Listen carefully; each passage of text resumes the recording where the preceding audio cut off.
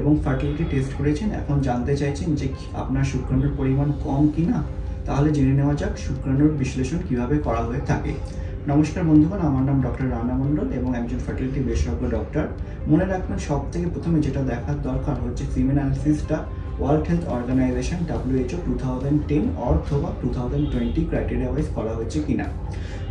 এই criteria wise অনেকগুলো factor দেখা হয়ে থাকে, মোর দ্যান 10 ফ্যাক্টরস দেখা হয়ে থাকে। ইম্পর্টেন্ট 4টে জিনিস দেখা হয়, সেটা হচ্ছে শুক্রাণুর পরিমাণ, টোটাল শুক্রাণুর সংখ্যা, সেটা হচ্ছে টোটাল মনে রাখবেন যে শুক্রাণুর পরিমাণ যেটা হওয়া উচিত সেটা হচ্ছে 39 মিলিয়ন, এবং কনসেন্ট্রেশন যেটা হওয়া উচিত সেটা হচ্ছে 15 মিলিয়ন পার ml অথবা তার বেশি।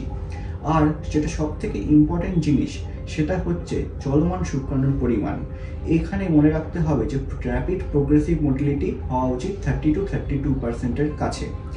আর সব থেকে বেশি ইম্পর্টেন্ট যেটা সেটা হচ্ছে শুক্রাণুর আকৃতি এবং গঠন কিরকম আছে, দ্যাট ইজ দ্য মরফোলজি।